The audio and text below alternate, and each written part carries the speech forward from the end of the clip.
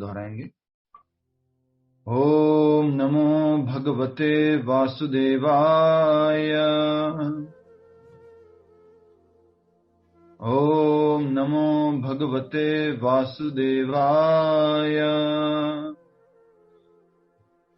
ओम नमो भगवते वासुदेवाय। मुखं करोति वाचालं पंगुं लंघयते गिरिं यत्कृपातमहं वन्दे श्रीगुरुदीनतारिणं परमानन्दमाधवं श्रीचैतन्यमीश्वरम्। श्री प्रभुपाद। हरे कृष्णा। एक बार थोड़ा जोर से उच्चारण हो जाए। हरे कृष्णा हरे कृष्णा हरे कृष्णा हरे कृष्णा। हरे कृष्णा। बहुत बहुत धन्यवाद आप सभी का कार्यक्रम में भाग लेने के लिए। जैसा कि हम बार बार कहते आए हैं, जब श्रोता होते हैं तभी वक्ता होते हैं, बिना श्रोता के वक्ता नहीं है। राइट। तो आज बहुत ही सुंदर ये श्लोक हम समझने का प्रयास कर रहे हैं। इसमें हम देखेंगे कि किस प्रकार से जो व्यक्ति सहन करता है या धीरज रखता है वो व्यक्ति जीवन में खुश रह पाता है।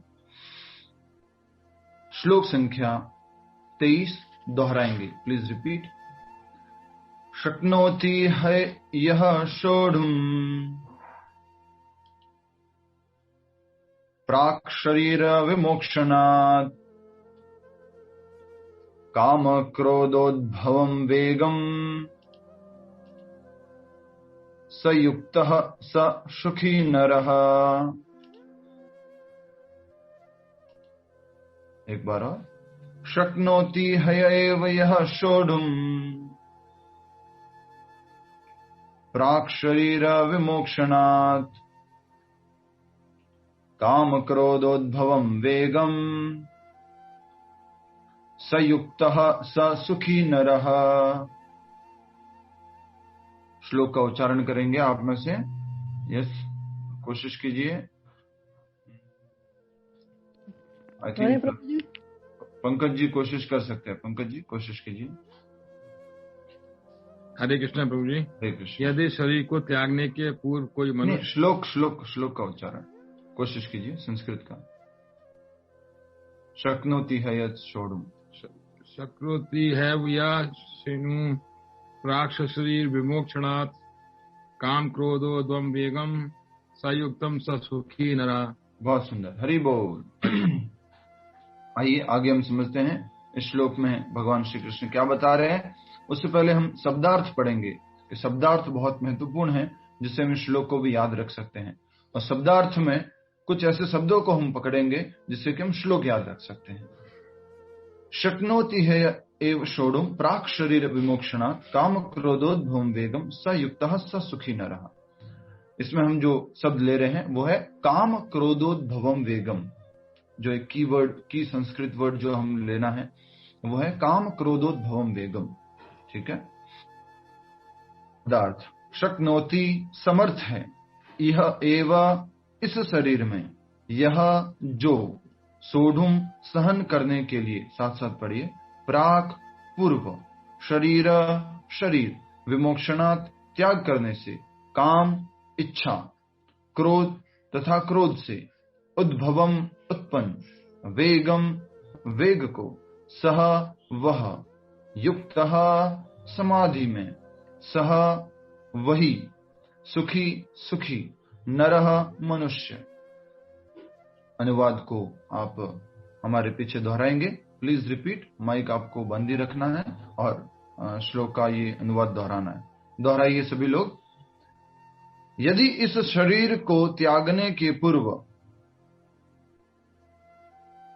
कोई मनुष्य इंद्रियों के वेगों को सहन करने तथा इच्छा एवं क्रोध के वेग को रोकने में समर्थ होता है तो वह इस संसार में सुखी रह सकता है।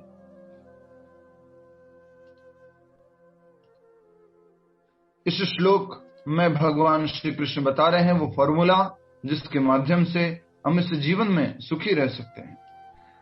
और इससे जो पिछला श्लोक था उसी से ये पूरा लिंक्ड है, पूरा कनेक्टेड है ये श्लोक। पिछले श्लोक में हमने देखा था, कोई बता सकता है पिछले श्लोक में क्या बताया था भगवान ने? हाथ खड़ा कीजिए। पिछले श्लोक में यस, वंदना बारोट माता जी बोलिए, क्या बताया भगवान ने? बुद्धिमान मनुष्य दुख के कारणों में भाग नहीं लेता, जो कि भौतिक इंद्रियों के संसर्ग से उत्पन्न होता है। जी, तो बुद्धिमान मनुष्य के बारे में बताया था कि जो बुद्धिमान मनुष्य हैं, ऐसे जगह पर, ऐसी चीजों में, ऐसे लोगों में वो संगति में भाग नहीं लेता जहां से क्या उत्पन्न होने वाला है? दुख उत्पन्न होने वाला है। तो यहां पर कहा जा रहा है, कल के श्लोक में जो हमने देखा था, एहि संस्पर्शजा भोगा दुख योनय एवते। योनि अर्थात की कारण, या जहां से उत्पन्न होता है, जैसे कि एक बच्चा मां की गर्भ से उत्पन्न होता है, उसी प्रकार से दुख जहां से उत्पन्न होता है, उस स्थान में, उस जगह में, उस कार्य में एक बुद्धिमान व्यक्ति भाग नहीं लेता है। तो वो ऐसी क्या जगह है जहां से दुख उत्पन्न होता है, जहां से कष्ट उत्पन्न होते हैं? तो कल हमने अच्छे से समझा था, वो जगह है इंद्रिय भोग। जब इंद्रियों को भोगना, इंद्रिय विषयों को भोगना चाहती हैं, तो उसमें क्या है? पीछे बहुत सारा दुख है। इसमें कोई डाउट नहीं है कि जब इंद्रिय भोग में लगती है तो साथ में इतना सारा दुख भी है। एग्जाम्पल हमने देखा था कल कि इंद्रिय भोग को करने से पहले भी एक तरह का दुख रहता है। जब इंद्रिय भोग कर रहे होते हैं तब भी ऐसा लगता है कि मुझे और मिल सकता है क्या, और भोग सकता हूं क्या। और इंद्रिय भोग जब पूरा भी हो जाता है, उसके बाद भी उसको लगता है कि मैं क्या कह सकते हैं, अब मैं इसको और करना चाहता हूं, लेकिन हो नहीं रहा है। रसगुल्ले का उदाहरण दिया था हमने, और आपको याद होगा, इस प्रकार से हमने समझा था। अब प्रभु जी, बात सही है कि आप इंद्रिय भोग में नहीं लगना चाहिए, इंद्रिय भोग में लगेंगे तो दुख है, लेकिन एक बात बताइए कि माया इंद्रिय भोग की वस्तु दिखाना बंद कर देगी क्या? माया अपना डमरू बजाना बंद कर देगी क्या? माया तो सब जगह दिखाती रहती है विषय, ये खाओ, ये देखो, ये सुनो, ये सूंघो। माया तो अपने जगह जगह अपने विषय दिखाती रहती। और यहां तक कि कभी आप धार्मिक स्थलों पर जाओ, वहां पर भी कई बार माया जो है अपने अलग अलग तरह से जो है लुभावनी चीजें दिखाती रहती है, और वो इंद्रियों के लिए क्या है? इंद्रिय विषय है। तो मुझे क्या करना चाहिए? माया तो अपना काम कर नहीं रही है, बंद नहीं कर रही है माया तो अपना काम, मैं क्या करूं? तो वो भगवान आज के श्लोक में बता रहे हैं। क्या है? देखिए, कल के श्लोक से एक और पॉइंट ले लीजिए। वो ये था कि ऐसे भोगों का आदि तथा अंत होता है। आदि मतलब शुरुआत, अंत मतलब खत्म होना। तो जो इंद्रिय भोग है, जो संसार में हम इंद्रिय भोग करते हैं, आंखों का देखना, कानों का सुनना, जीवा का स्वाद लेना, नाक से सूंघना, और भी जो अलग अलग तरह के इंद्रिय भोग हैं, उनमें आदि भी है और अंत भी है। फिर एक बात कही गई है, चतुर व्यक्ति उनमें आनंद नहीं लेता। न तेषु रमते बुधः। बुधः मीन्स इंटेलिजेंट। जो बुद्धिमान व्यक्ति है, ऐसे विषय भोगों में, ऐसे भौतिक भोगों में वो रमण नहीं करते हैं, वो अपना दिमाग नहीं लगाते हैं। तो भगवान अब उत्तर देने जा रहे अर्जुन को कि क्या करे। इसका मतलब तो ये तो नहीं है कि माया तो अपने लुभावनी चीजें नहीं दिखाएगी, या माया इंद्रिय भोग की वस्तुएं प्रस्तुत नहीं करेगी। तो क्या भगवान कृष्ण अब उसका उत्तर देंगे कि क्या उसका सॉल्यूशन है, कि माया तो करती रहेगी। तो मैं छोटा सा एग्जाम्पल कल भी दिया था, आपको याद होगा, पकोड़े का भी एग्जाम्पल दिया था। अगर एक पहले से ही अगर हमें ये ज्ञान है, बच्चों को हमने, बालकों को, अपने स्टूडेंट्स को, अपने छोटे छोटे परिवार में जो बच्चे हैं उनको भी हमने अगर ये ज्ञान पहले से ही दे रखा है कि इंद्रिय भोग में अगर इंडल्ज होंगे तो आगे इतना सारा क्या आने वाला है? दुख आने वाला है। ये बाहर से पैकेजिंग अच्छी लग रही है, लेकिन है क्या? यहाँ पर दुख है। जैसे कि हमने उदाहरण समझा था, गोबर के ऊपर बढ़िया से क्या लगा दिया? क्रीम लगा दी, आइसिंग कर दी, और ऊपर एक बढ़िया चेरी डाल दी। तो उसका मतलब ऐसा तो नहीं है कि वो केक बन गया, ऐसा तो नहीं हो सकता। उसी प्रकार से भौतिक इंद्रिय सुख भोग जो है, ऐसे ही प्रेजेंट किया जाता है। भगवान कृष्ण हम सब की समस्याओं को समझते हुए आज वो उत्तर देने जा रहे हैं। उत्तर को समझने से पहले हम एक सिचुएशन लेते हैं। मान लीजिए आपके दो बेटे हैं, जो भी मतलब जस्ट उदाहरण है, तो आपके 2 बेटे हैं और आपके दोनों बेटे जो हैं उनको आप शिक्षा देते हैं कि देखिए बेटा, कभी भी इस प्रकार के जो लुभावनी चीजें आती हैं उनके प्रति आसक्ति मत डेवलप कर देना, उनके द्वारा डाइवर्ट मत हो जाना, और जो है डिस्ट्रैक्शंस तो आएंगे, इस तरह से लुभावनी चीजें तो आएगी, तुम इधर उधर अपने पढ़ाई से तुम दूर मत जाना। तो 2 बच्चे थे आपके, और ये दोनों बच्चे एक बड़ी सिटी में पढ़ने के लिए निकल गए, और जब पढ़ने के लिए गए, हॉस्टल वगैरह में एडमिशन हो गया, उसके बाद में वो जब बाहर मार्केट वगैरह में जा रहे हैं या दोस्तों से मिल रहे हैं और इधर उधर की चीजें देख रहे हैं, नई नई चीजों को, तो वो एक बच्चा तो उसको तो ये मालूम था, क्या उसने जो माता की बात बोली थी, पिता ने जो बात बोली थी, उसको याद रही कि मुझे ऐसे चीजों में नहीं लगना है, नहीं तो मैं अपने पढ़ाई से डिस्ट्रैक्ट हो जाऊंगा और मैं अपने पढ़ाई में आगे नहीं बढ़ पाऊंगा, और ये आखिरकार मुझे क्या देंगी, दुख देगी। तो ये दूसरा वाला लड़का, उसको मालूम था और फिर भी उसने अपने माता पिता की बात को वैल्यू नहीं किया, और वो क्या कर लेता है, वो इस प्रकार के डिस्ट्रैक्शंस में फंस जाता है। वो सोचता है कि शायद मैं इस तरह का भोजन खाऊंगा तो खुशी मिलेगी, अर्थात इंडल्ज होऊंगा तो खुशी मिलेगी। लेकिन पहले वाले बच्चे ने क्या किया, नहीं, मैं कंट्रोल करूंगा तो मुझे आगे भविष्य में बहुत बड़ी खुशी मिलने वाली। एक है इंडल्ज, एक है कंट्रोल। तो ये दोनों बातें उन बच्चों के साथ में हो रही थी। पहला वाला तो कंट्रोल, वो इंडल्ज कर रहा था, दूसरा वाला कंट्रोल कर रहा था। दूसरा वाला टॉलरेट कर रहा था अपनी जो टेम्पटेशंस आ रही थी, उसको मन में जो उत्सुकता हो रही थी, उसको वो धीरे धीरे निग्रह कर रहा था, कंट्रोल कर रहा था। और इस प्रकार से एक बच्चा तो वो गलत आदतों में फंस गया, और इतना ज्यादा फंस गया कि वो ड्रग्स लेने लग गया, ड्रिंक करने लग गया, स्मोकिंग की आदतें पड़ गई, और वो पढ़ाई में बिल्कुल आगे नहीं बढ़ पाया। और उस कारण से वो खुद ही जीवन में क्या हो रहा है, दुखी हो रहा है, तड़प रहा है। दूसरा बालक जिसने अपनी इस टेम्पटेशंस को कंट्रोल किया था, वो जीवन में एक बहुत बड़ा व्यक्ति बन चुका है, बहुत सक्सेसफुल पर्सन बन चुका है। यही बात भगवान बताना चाह रहे हैं एक भक्त के कॉन्टेक्स्ट में भी। जो एक भक्त है उसको भी क्या करना चाहिए, अपने टेम्पटेशंस को कंट्रोल करना चाहिए। बहुत ही सुंदर श्लोक है। कल के श्लोक में था योनि शब्द, आज के श्लोक में है शब्द वेग, काम क्रोधोद्भवम वेगम। ठीक है, देखिए अब आप अच्छे से समझ पाएंगे श्लोक को। यदि इस शरीर को त्यागने के पूर्व सबसे महत्वपूर्ण, आप सबका, माताओं का, प्रभु जियों का, कॉलेज वाले बच्चों का, सबका एक ये प्रॉब्लम रहता है, प्रभु जी कब तक सहन करे, बताओ ना, सहन करने की भी हद होती है, राइट? यस और no? Do you agree? Please raise your hand. तो ये हर बार हमारे मन में ऐसा रहता है, ठीक है प्रभु जी सहन करना चाहिए, गलतियां हो रही है, सब कुछ हो रहा है, मैं सहन कर रहा हूं, लेकिन कब तक सहन करूं, ऐसा करके मन में एक प्रश्न आता है। तो यहां पर भगवान कह रहे हैं प्राक शरीर, ये जो प्राक शरीर विमोक्षणात्, जब तक आपको मोक्ष नहीं मिल जाता, जब तक आपका ये शरीर है तब तक आप इसको सहन करो, जब तक आपका ये शरीर है तब तक सहन करो, मोक्ष नहीं मिल जाता। इसको 2 लेवल पे हम समझेंगे, ठीक है? पहला लेवल है जब तक आप प्रॉब्लम से मुक्त नहीं हो जाते तब तक सहन करो। दूसरा जो यहां पर बताया जा रहा है आध्यात्मिक व्यक्ति के लिए, तब तक सहन करो जब तक मुक्ति नहीं मिल जाती। ये शरीर जब तक है तब तक एक चीज तो हमें रखनी ही रखनी है, वो सारी प्रॉब्लम का सॉल्यूशन है, और वो क्या है, सहन करना, टॉलरेट करना। और वो क्या शब्द है आज के श्लोक में, कौन बताएगा? सहन करने के लिए कौन सा शब्द बोला है श्लोक में? सोढुम। सोढुम, सोढुम बोला गया है कि सहन करो, सहन करने के लिए। प्राक शरीर विमोक्षणात्, ये शरीर छोड़ने तक, मोक्ष मिलने तक आपको सहन करना होगा। क्या क्या सहन करना होगा? बाकी चीजें तो दूर की बात है, आपके शरीर में होने वाले कष्टों को भी सहन करना होगा, आपके मन से होने वाली समस्याओं को भी आपको सहन करना होगा। इस प्रकार से आपको आदि भौतिक, आदि दैविक एंड आदि आत्मिक तीनों तापत्रयों को सहन करना होगा। आदि आत्मिक मतलब अपने खुद के शरीर और मन से होने वाले, आदि दैविक मतलब अपने खुद के,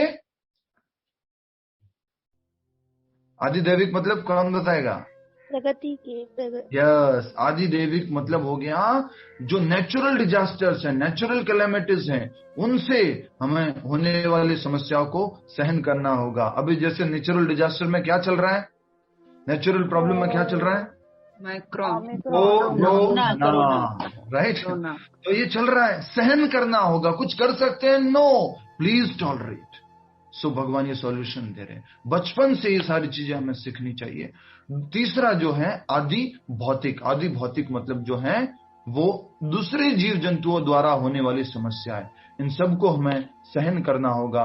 ये बताया जा रहा है आज के श्लोक में कि कब तक सहन करना है? मृत्यु तक, जब तक मोक्ष नहीं मिल जाता तब तक हमें इन सारी समस्याओं को, सारी प्रॉब्लम्स को सहन करना है, दूसरे लोगों द्वारा भी, और जो दूसरे जीव जंतुओं द्वारा भी, और दूसरे जो आदि प्राकृतिक विपदा है उसको भी, और जो अपने मन और बुद्धि के द्वारा दी जाती है उनको भी हमें सहन करना होगा।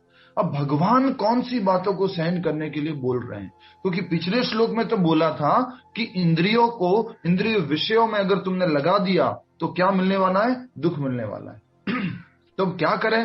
क्या भगवान आप क्या बोलते हो? कोई माया इंद्रिय विषय नहीं दिखाएगी क्या? कोई खूबसूरती नहीं दिखाएगी क्या? कोई बहुत बढ़िया म्यूजिक नहीं सुनाएगी क्या? बहुत बढ़िया स्वाद की वस्तुएं माया नहीं रखेगी क्या? वो तो माया रखेगी। तो क्या करूं मैं भगवान? आप कह रहे हो कि उसमें इंडल्ज मत हो, तो मैं क्या करूं? तो भगवान उत्तर दे रहे हैं यदि इस शरीर को त्यागने के पूर्व कोई मनुष्य इंद्रियों के वेगों को सहन करने तथा इच्छा एवं क्रोध के वेग को रोकने में समर्थ होता है तो वह इस शरीर में सुखी रह सकता है। जीते जी मैं कैसे सुखी रह सकता हूं? समझ में आ गया कि मोक्ष मिलेगा उसके बाद तो मैं सुखी रहूंगा, खुश रहूंगा, पर अभी कैसे सुख रह सकता हूं? अभी कैसे आनंद में रह सकता हूं? तो भगवान बता रहे हैं कि जब तुम अपने इंद्रियों के वेगों को रोकोगे। पहला लिखा हुआ इंद्रियों को, वेगों को सहन करना, टॉलरेट करना। इंद्रिय वेग हैं, इच्छा है, टेम्पटेशंस हैं, उनको आपको सहन करना है। दूसरा इसमें क्या बताया गया है? इच्छा तथा क्रोध के वेग को रोकने में समर्थ होना। वेग मतलब कोई बता सकता है वेग क्या होता है? वेग कोशिश कीजिए। स्पीड। वेग क्या होता है? प्रभु जी फोर्स, गति, फोर्स। एक तरह का फोर्स है, एक तरह से पीछे से ना लगता है कि मुझे चाहिए चाहिए, टेम्पटेशन, तड़प सी होती है। जैसे कि वेग के बारे में अगर कहा जाए तो जैसे ही कोई स्वीट को देखा तो क्या आ गया? वेग आ गया, राइट? कि मुझे इसको भी भोगना है, मुझे इसको भी खाना है, ये वेग आ जाता है। कोई आपकी पसंदीदा कोई मूवी लगी है तो क्या आता है? वेग आता है। किसी व्यक्ति ने कुछ आपको बोल दिया, मिस्टर पंकज अग्रवाल, तो आप एकदम से क्या आ जाएगा? अंदर वेग आ जाएगा। कौन सा वेग आएगा? क्रोध वेगम। क्रोध जाग जाएगा। अगर वो हमारे लिए अच्छा नहीं बोल रहे हैं, अपमानजनक बोल रहे हैं, तो कौन सा वेग आएगा? क्रोध वेग आएगा। और कौन बता सकता है कि सब जीवों में एक वेग कॉमन है? जो नॉर्मल बात कर रहा हूं, दूसरे वेग की डिटेल में बात नहीं कर रहा हूं, कि सभी जीवों में एक वेग तो कॉमन है, साधारण है। हरे कृष्ण प्रभु। क्रोध तो है ही है। और कोई? काम, लालच, जेलसी। जेलसी तो एनिमल में नहीं होता प्रभु जी। उधर चमक वाला प्रभु जी। ठीक है, हम वेग, अपना पेट भरना। यस, ये सारे वेग हैं, बिल्कुल सही बताया आपने।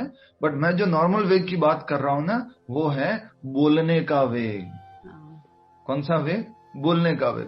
हर किसी में रहता है। मैं कहीं पर भी कुछ भी चले जाए, कहीं पर भी खड़े हुए, नहीं मुझे तो बोलना है, मुझे तो अपना पॉइंट रखना है, मुझे तो अपनी बात करनी है। तो बोलने का भी एक बहुत बड़ा वेग है। इसको भी हमें क्या करना होगा? टॉलरेट करना होगा, इस वेग को कंट्रोल करना होगा। जैसे कि नॉर्मली अगर इसको मैं अच्छे से समझना है ना, तो जब किसी के घर पे जाते हैं या कहीं मिलने जाते हैं, शादी वगैरह में जाते हैं, तो कुछ स्वीट ऑफर करते हैं, कोई मिठाई ऑफर करते हैं, तो उस टाइम एक वेग आता है। उस वेग को आपको रोकना है, कंट्रोल करना है। अगर हम एग्जाम्पल ले, जल्दी से एग्जाम्पल है, फास्ट एग्जाम्पल, हम सब डिवोटीज हैं, चैंटिंग करते हैं, हरे कृष्ण जप करते हैं और भगवान को अर्पण करके प्रसाद पाते हैं।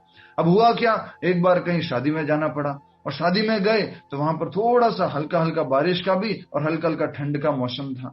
तो वहां पर गरम गरम बन रहे थे पनीर के पकौड़े, समझ जाइए, पनीर के पकौड़े बन रहे थे। और बट आपने उनसे पूछा भी, क्या सर ये बिना लहसुन प्याज के हैं क्या? वेग तो ऑलरेडी आ चुका था। और वो आपने पूछा कि बिना लहसुन प्याज के नमक, सर हम लहसुन प्याज के तो बिना का नहीं है, ये तो लहसुन प्याज वाला ही है।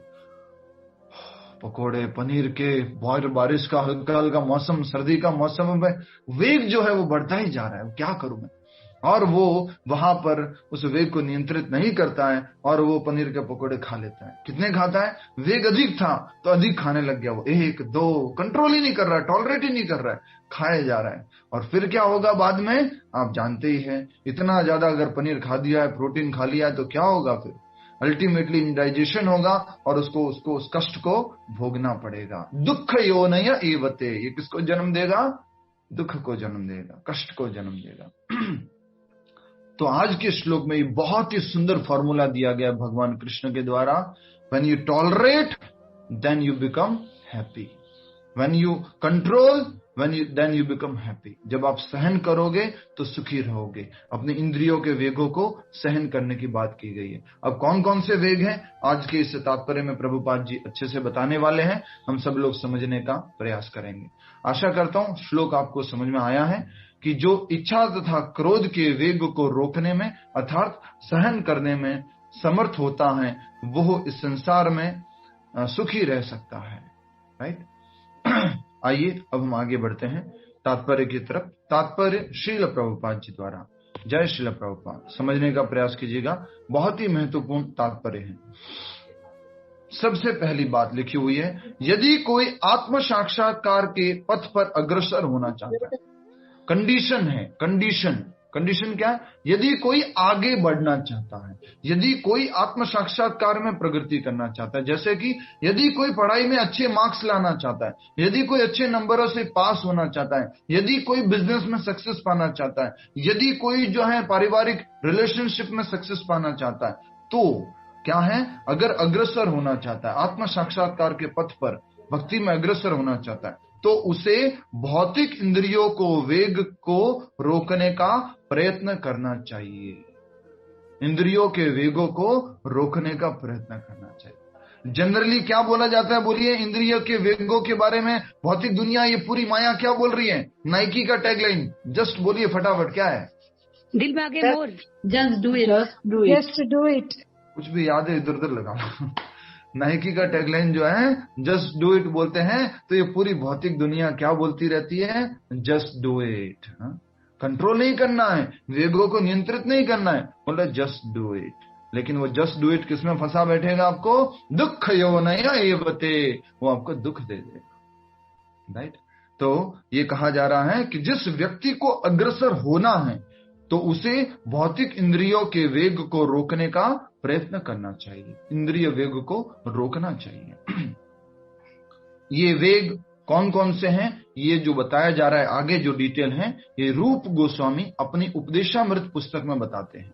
ठीक है। तो मैं आपसे प्रश्न पूछूंगा आपके क्विज में कि 6 वेगों के बारे में किसने कौन सी पुस्तक में बताया है? 6 वेगों के बारे में रूप गोस्वामी जी ने अपनी पुस्तक उपदेशामृत में बताया है।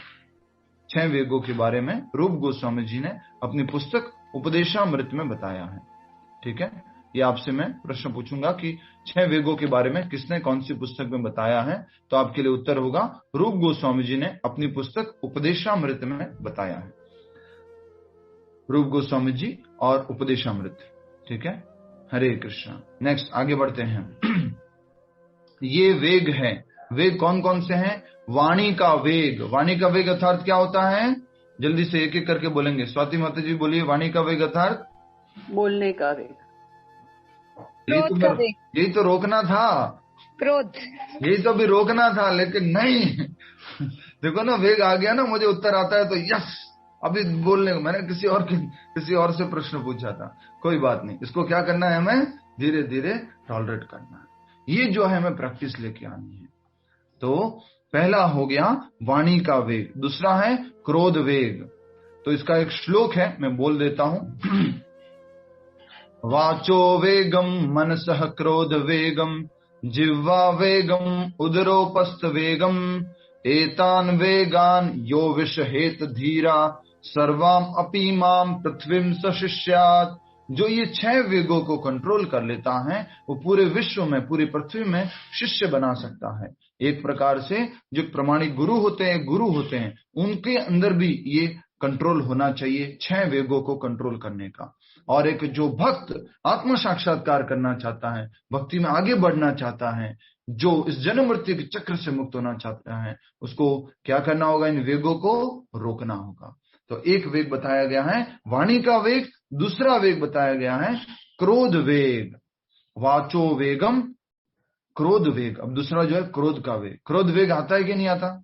इसलिए बोला जाता है, हिंदी में क्या कहावत है क्रोध के वेग के लिए? कौन बताएगा? क्रोध के वेग के लिए हिंदी में क्या कहावत है? यस, कोशिश कीजिए।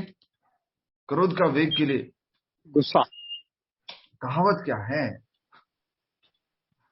हरे कृष्णा प्रभु जी। क्रोध में व्यक्ति अंधा हो जाता है। क्रोध में व्यक्ति अंधा हो जाता है। वेग के बारे में बबूला होना, जैसा पटाखा फूटा। ओहो, इसके तो नाक पे क्रोध रहता है, नाक पे गुस्सा रहता है, तुरंत कुछ थोड़ा सा, मतलब नाक से मतलब क्या है? नाक जैसे तुरंत स्मेल को तुरंत ले लेती है, उसी प्रकार से को थोड़ा कुछ भी बोल देंगे एकदम से जो है बैठने देता है, गुस्सा आ जाता है उसको, तुरंत गुस्सा आ जाता है। नाक पे मक्खी नहीं बैठने देता है। हाँ माता जी, ठीक है।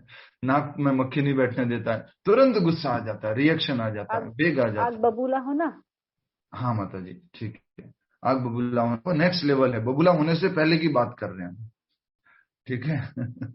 तो व्यक्ति के तुरंत ही कुछ बोलेंगे और गुस्सा आ जाता है, कुछ भी अनकंफर्ट चीज हो गई तो गुस्सा आ जाता है। माता जी लोग बहुत बार एक्सपीरियंस करते हैं, कई बार घर में कुछ चीजें, मान लीजिए आपके हस्बैंड्स को कुछ चाहिए था और तुरंत नहीं मिल पाया है, तो एकदम से वो गुस्सा हो जाते हैं, आपको कुछ कह देते हैं। या फिर बच्चों को कुछ नहीं मिलता है तो बच्चे एकदम से गुस्सा आ जाते हैं, मम्मा आपको बोला था फिर भी आपने तैयार नहीं किया, ये था वो था, इस तरह से।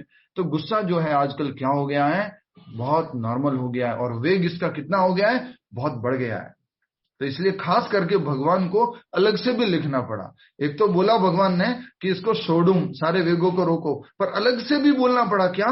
काम क्रोधोद्भवम वेगम। वेगों में सारे वेग आए गए, लेकिन फिर से अलग से बोलना पड़ा क्रोध का वेग। और क्रोध का वेग तो दुख योनय एवते। Do you agree? यस और नो? फर्स्ट, दुख योनय एवते। क्रोध अगर हम इस वेग में इंडल्ज हो गए तो हमें ये क्या देगा? बाद में दुख ही देने वाला है, तो खुशी नहीं देने वाला ये क्रोध वाला वेग। लोग क्या समझते हैं कि मैं गुस्सा करूंगा, मैं ये करूंगा, मैं ये खा लूंगा, मैं देख लूंगा, मैं सुन लूंगा, खुश हो जाऊंगा। खुश नहीं होने वाले, दुखी होने वाले, क्योंकि भगवत गीता में भगवान बता रहे दुख योनय एवते। नेक्स्ट पढ़ते हैं मनोवेग। मन का वेग क्या होता है बताइए? विचारों का वेग। यस, विचारों का वेग। मन में चलते रहते विचार, भरे रहते विचार, एक के बाद एक विचार आते ही रहते हैं, ये विचारों का वेग। और खास करके विचार कब आते हैं? जब हम नाम जप करते हैं। हरे कृष्ण हरे कृष्ण कृष्ण कृष्ण हरे हरे, हरे राम राम हरे कृष्ण। जब हम दूसरी चीज सोचते रहते हैं कुछ करते हुए। हाँ नहीं, वेग तो रहता ही है, लेकिन खास करके ये वेग कब दिखता है? जब आप चैंटिंग करते हैं, कुछ इस तरह से आध्यात्मिक चीजें आप जब करते हैं, भगवान का नाम लेते हैं, कीर्तन करते थे, वेग जो है ऊपर हो जाते हैं, वेग आ जाते हैं। पर हमें क्या करना है? उन वेगों को टॉलरेट करना है, कंट्रोल करना है, नियंत्रित करना है, ये बहुत ही जरूरी है। जैसे कि एग्जाम्पल के लिए आप चैंटिंग कर रहे हैं और अचानक से न्यूज़पेपर वाला आके न्यूज़पेपर छोड़ के गया है, कौन सा वेग आ गया तुरंत? आज क्या न्यूज आई, कोरोना का टोटल रिपोर्ट क्या है, उसको चेक करना है फटाफट से। लेकिन नहीं, आपको उस टाइम में रोकना है अपने आप को। हरे कृष्ण कृष्ण कृष्ण हरे हरे, न्यूज़पेपर आया हुआ है, हरे कृष्ण कृष्ण कृष्ण हरे हरे। नहीं, फोकस कीजिए, कंट्रोल कीजिए, रोकिए उस वेग को। जिसने जितना सहन किया उतना वो आगे बढ़ा। सिंपल है, लिख लीजिए formula. Tolerance is directly proportional to the progress. सहन करना डायरेक्टली हमारे जो प्रोग्रेस है, जो विकास है, उसके प्रोपोर्शनल है, उसके बराबर है, पैरेलल है। ठीक है, जिसने जितना सहन किया उतना वो आगे बढ़ा। अब आगे बढ़ने का मतलब हो सकता है आपको ये लगे कि हम मटेरियल रूप से आगे नहीं बढ़े हैं। यहां पर खास करके बात हो रही है आत्म साक्षात्कार में आगे बढ़ने की, क्योंकि उस व्यक्ति का कुछ नहीं बिगड़ेगा। राइट, अगर एग्जाम्पल देखें तो एक बार जो है कोई ऋषि मुनि या बुद्ध भगवान, मुझे एग्जैक्टली याद नहीं आ रहा है, और स्टोरी याद है, इसका सार जो है हम समझ सकते हैं। वो नदी में स्नान करते थे और स्नान करके जाते थे, और बीच में ही एक व्यक्ति क्या करता था, उनके ऊपर जो है थूक देता था। फिर वो जाते थे, स्नान करते थे, फिर वो बाहर स्नान करने के बाद आके निकलते थे, फिर से ये व्यक्ति रास्ते में उनके ऊपर थूक देता था।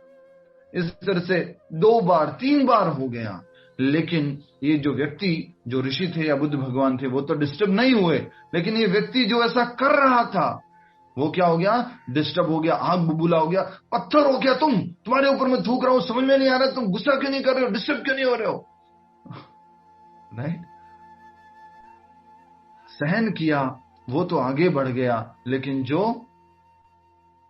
इंडल्ज हो गया, जो कह सकते हैं वेग को नियंत्रित नहीं किया, वो जो है वो पीछे रह गया, वो कंट्रोल नहीं कर पाया जीवन में।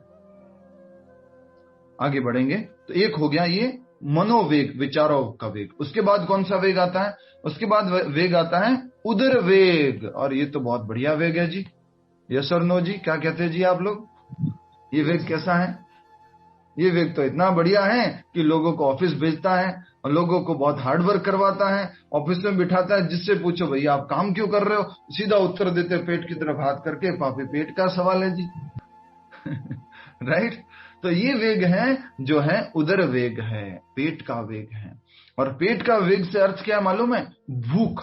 2 वेग है, दोनों ही वेग है, तो अभी से डिस्क्रिमिनेशन कर लो। एक आगे जीवा का वेग भी आने वाला है, जीवा मतलब जीभ, तो वो उसमें कौन सा वेग है, जीवा में? जीवा में होता है स्वाद का वेग।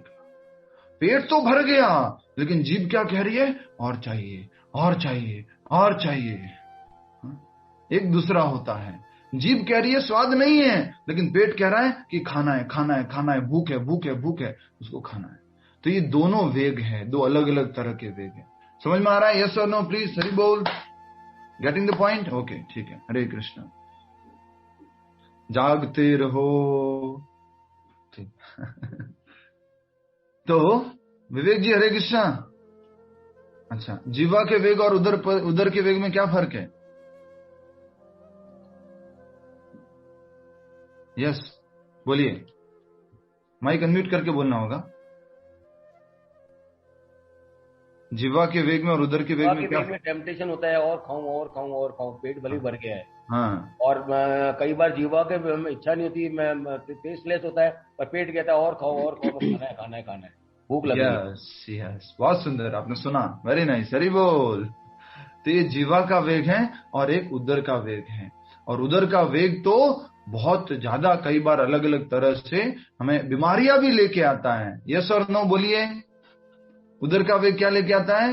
बीमारियां भी लेके आता है, कि वो स्वाद के मारे खाया या भूख के मारे खाया, लेकिन बाद में क्या होगा, सुबह फिर पछताया, बाद में फिर पछताया, क्यों इतना खाया, दुख हो गया उसको जीवन में, अलग अलग तरह से समस्याएं हो रही है, राइट।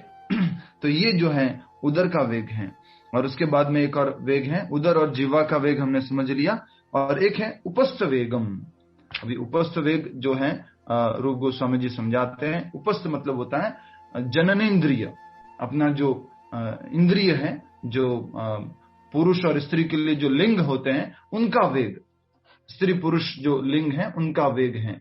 तो उस तरह से इस वेग को भी, इसका भी एक वेग होता है। जनरली दुनिया में इस तरह से बोला जाता है, this is natural, it's natural, you should indulge in, right, ऐसा बोला जाता है। ये सब नॉर्मल है, ये नेचुरल बॉडी की डिमांड्स है, इसमें लग जाना चाहिए। पर जितना लगते हैं उतना ही ज्यादा आगे कष्ट भरा आ जाता है, उतनी ही बीमारियां वगैरह हमारे जीवन में आ जाती है। तो ये बताया गया है उपस्थ वेग, मतलब जननेन्द्रिय का वेग, अर्थात जो स्त्री या पुरुष जिस भी प्रकार से हम लिंग, जिस भी लिंग में है, उस लिंग का जो है वो वेग। और उस कारण से आज पूरी दुनिया में, जैसे हमने पिछले श्लोक में देखा, वो क्या लिखा हुआ था कि पूरी दुनिया किसके लिए काम कर रही है, उनका उद्देश्य क्या है, इसी के वशीभूत है, इंद्रिय वेग के, जनेन्द्रिय वेग, लिंग वेग के प्रति वशीभूत है। सब जगह एडवर्टाइजमेंट, ये वो सब कुछ कैसा किया जा रहा है, उसी से संबंधित किया जा रहा है। यही बात यहाँ पर उपस्थ वेग के बारे में बताई गई है। अब क्या होता है कि हमें वेगों को रोकना है, तो वेगों को रोकने के लिए सबसे सिंपल फॉर्मूला बताया है रूप गोस्वामी जी ने। जिह्वा का जो वेग है, सबसे पहले ये तीनों एक लाइन में आता है, क्या क्या?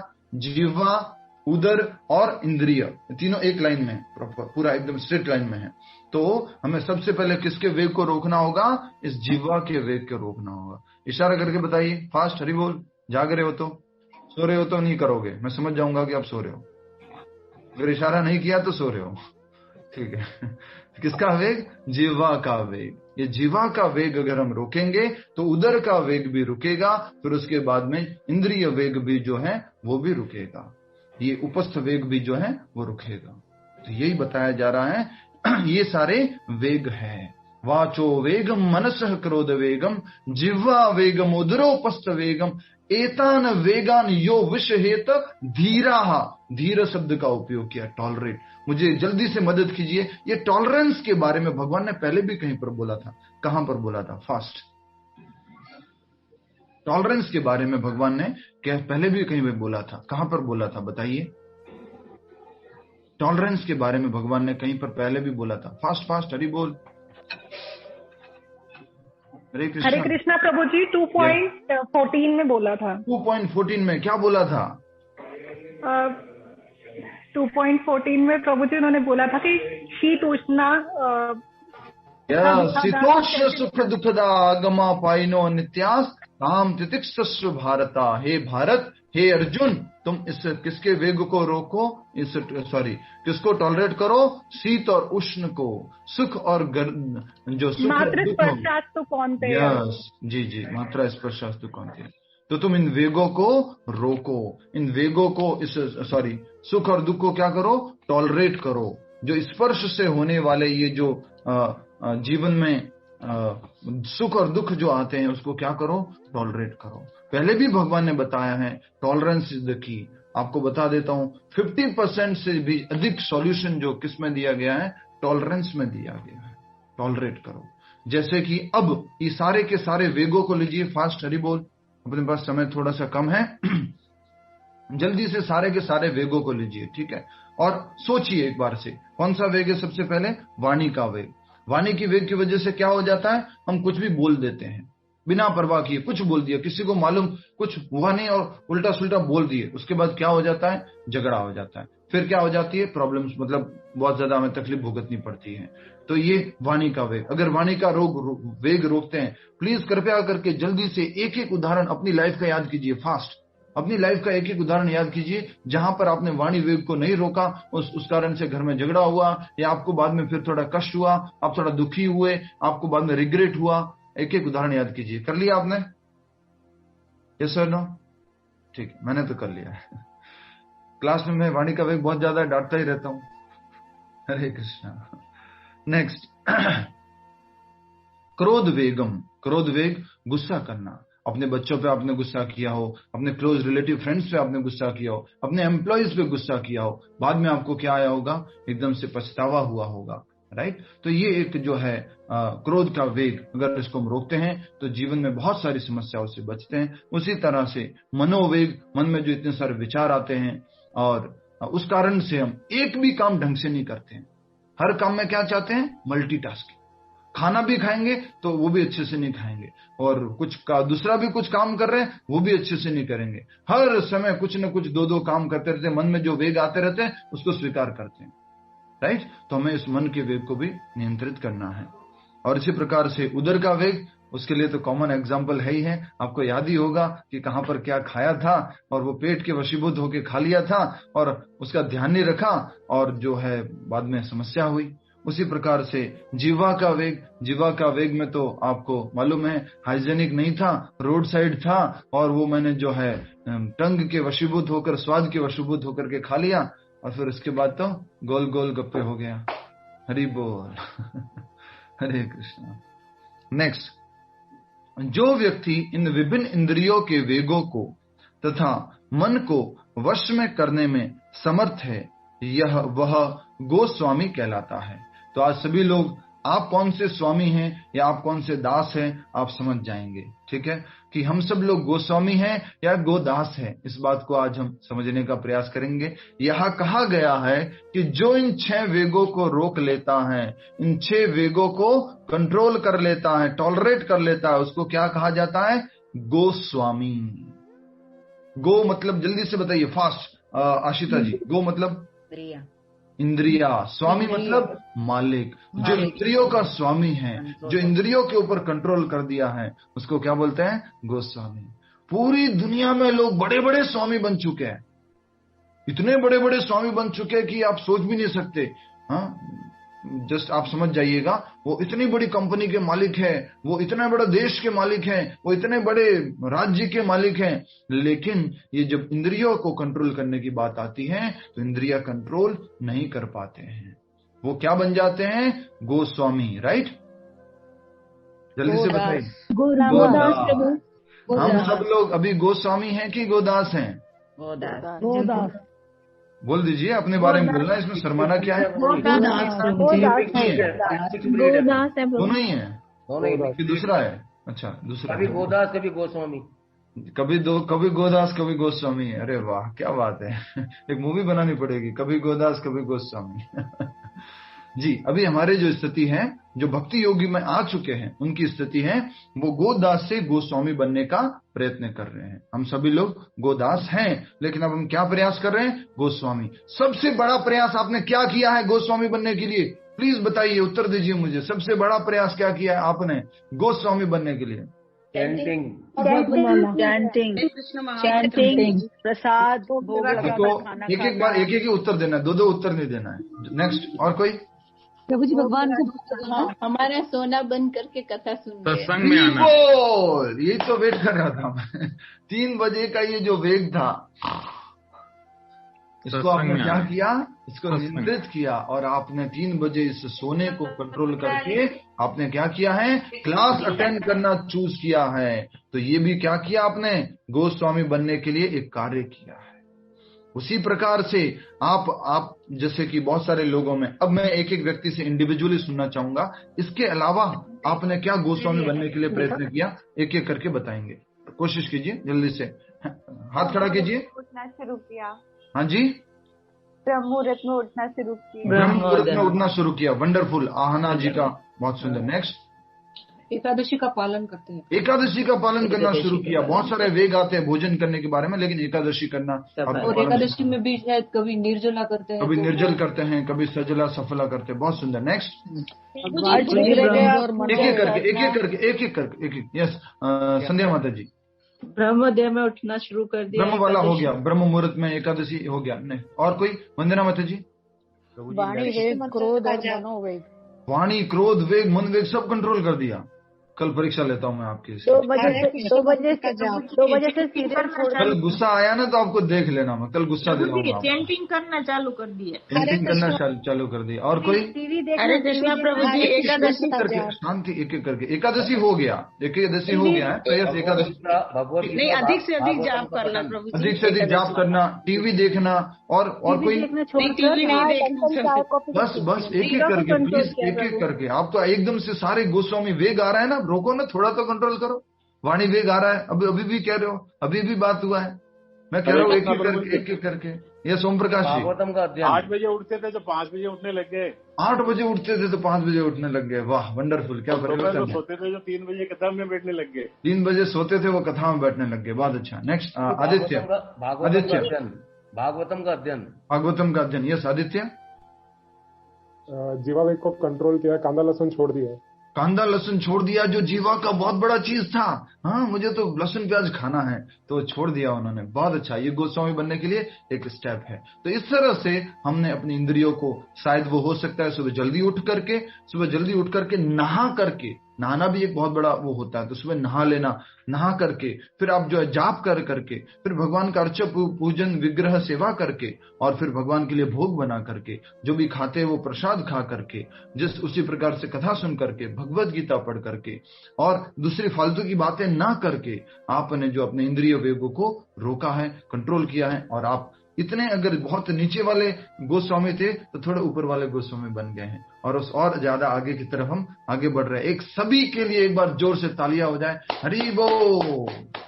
मुझे इस बात का खुशी है कि आप सब लोग जो है प्रोग्रेस कर रहे हैं अपनी भक्ति में, और वो लक्षण दिख रहे हैं। ठीक है, हरि बोल। नेक्स्ट 2-4 लाइनें बची हुई, पूरा कर देते हैं। चाय भी छोड़ दी, चाय भी छोड़ दी, बहुत सुंदर, हरि बोल।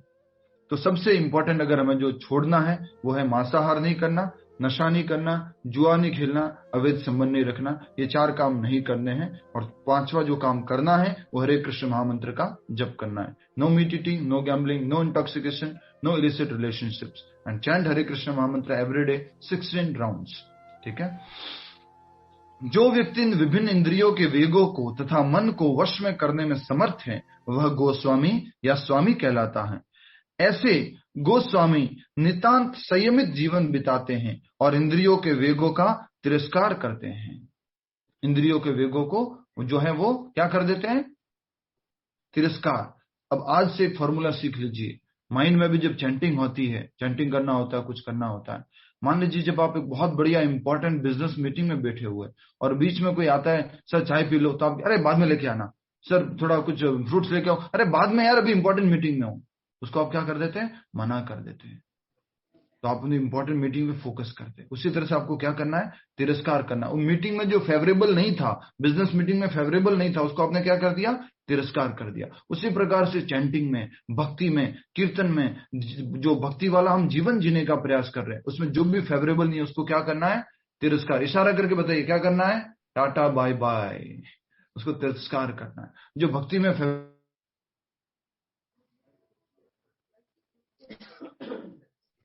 प्रभु जी म्यूट हो गया। प्रभु जी साउंड चला गया। म्यूट नहीं है प्रभु, पर आवाज चली गई है। प्रभु जी आवाज नहीं आ रही है। नहीं आई प्रभु, म्यूट भी नहीं है पर आवाज भी नहीं आ रही। हरे कृष्णा, अभी आ रही है? अभी आई। हाँ जी, आ गई प्रभु जी। माया क्या भी एग्जाम ले रही थी, कभी मैं आवाज बंद करती हूँ, क्रोध आता है कि नहीं आता, देखते हैं अभी। हरे कृष्णा। आवाज भी कैसे बंद की? माइक भी बंद नहीं किया किसी ने, और फिर भी आवाज बंद हो गई। तो हम बात कर रहे थे कि हमें क्या बात कर रहे थे, जल्दी से बताइए, फास्ट। अच्छा है कि हम लोग प्रोग्रेस कर रहे हैं। तिरस्कार करना है। तिरस्कार करना है। जो अनुकूल है उसको तो स्वीकार करना है, जो प्रतिकूल है उसको तिरस्कार करना है। उसी प्रकार जिस प्रकार जब एग्जाम्पल बता रहा हूं, उसको गलत वे में मत लीजिए, जस्ट एग्जाम्पल है इंद्रिय निग्रह के लिए। ये काम तो हमारा सबसे बड़ा शत्रु है। मन में वेग आएगा, लेकिन उस वेगों को क्या करना है? भाव नहीं देना है। याद है आपको दूसरे अध्याय का? भाव नहीं देना है वेगों को। जैसे कि एक आप चौराहे पे जाते हैं और कौन आते हैं? भिखारी आते हैं। सर दे दो सर, कुछ तो दे दो, आपके घर में सब सुखी रहेंगे सर, आपके अच्छी शादी होगी सर, आपके अच्छे बच्चे होंगे सर, वैसे करके कुछ बोलते रहते हैं। तो अगर आप उनको भाव देंगे तो क्या होगा? एक के बाद एक और आएगा। याद है ना एग्जाम्पल? एक के बाद एक और आएगा, दूसरा आएगा, तीसरा आएगा, सब आते रहेंगे। और अगर आप भाव नहीं देंगे तो क्या होगा? ये फालतू है, क्या कहते हैं, गरीब है कहीं का, कंजूस है, ये कुछ नहीं देता है, राइट। और इस प्रकार से वो सब लोग चले जाएंगे। उसी प्रकार से हमारे ये जो इंद्रियों के वेग है, ये क्या है? भिखारी है। भिखारी मांगते रहते, और चाहिए और चाहिए, ये दे दो वो दे दो, देखने को दो, सुनने को दो, खाने को दो, पीने को दो, रहने को दो, सोने को दो, ये मांगते रहते हैं। इनको हमें क्या करना होगा? थोड़ा भाव नहीं देना होगा। भाव देंगे तो क्या करेंगे? और मांगेंगे। और भाव देने का एक और एग्जांपल मालूम है? ट्रेन का एग्जांपल। आप ट्रेन के अंदर बैठे हुए थे, 3 लोगों की सीट थी, और अचानक से वहां पर कौन आती है?